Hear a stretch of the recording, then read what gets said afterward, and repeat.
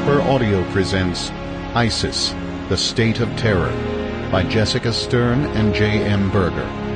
Read by Ray Porter.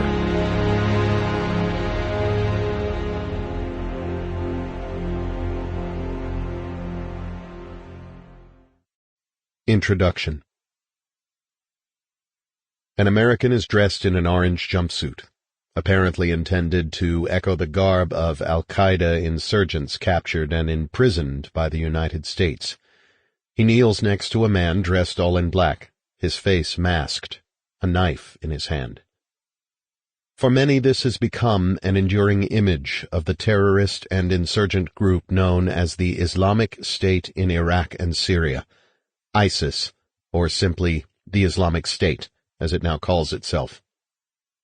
In a video posted to the Internet on August 19, 2014, and widely distributed over social media, the American recites a speech advising President Obama to cease airstrikes against the Islamic State.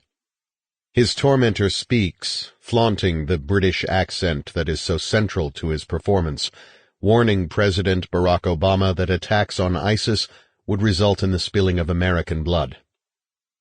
He puts the knife to the American's neck, and the camera cuts away to show the victim's severed head, displayed on the back of his lifeless body.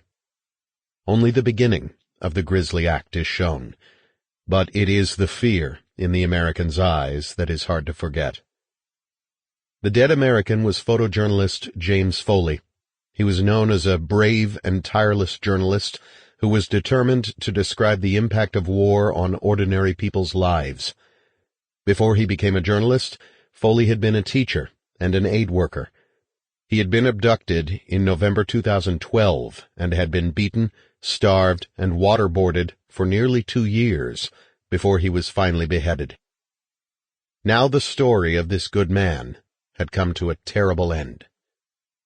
For many people around the world, the methodical, sadistic cruelty of the video was shocking and unbearable, provoking an entirely human desire to avenge Foley's death using any means necessary.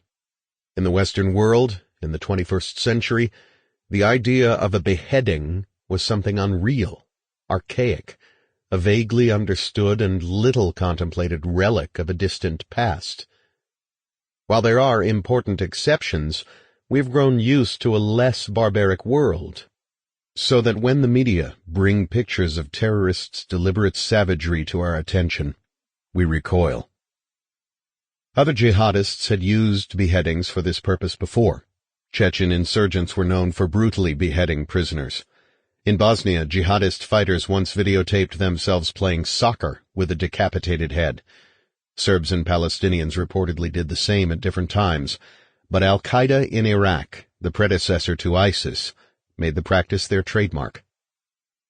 The campaign of horror began with the 2004 beheading of American businessman Nicholas Berger, who had been captured by al-Qaeda in Iraq, AQI, which was performed on camera by the group's leader, Abu Musab al-Zarqawi, and attracted international attention. Unlike the Foley video, Zarqawi was depicted carrying out the entire beheading with a knife. The camera did not cut away. The act was not swift. It took unbearably long seconds to complete. The video's impact ensured that more videos would follow, many of which were even more brutal and graphic. The victims included Americans and other foreigners, including British, Russian, Japanese, Bulgarian, Korean, and Filipino citizens. It is difficult to properly convey the magnitude of the sadistic violence shown in these videos. Some featured multiple beheadings, men and women together, with the later victims forced to watch the first die. In one video, the insurgents drove out into the streets of Iraq cities, piled out of a vehicle, and beheaded a prisoner in full view of pedestrians, capturing the whole thing on video and then driving off scot-free. The videos were distributed physically on DVDs in Iraq, but they became an internet phenomenon. Unlabeled online file repositories were linked to by members of jihadist message boards, and the videos were passed around the web. Sample complete. Ready to continue?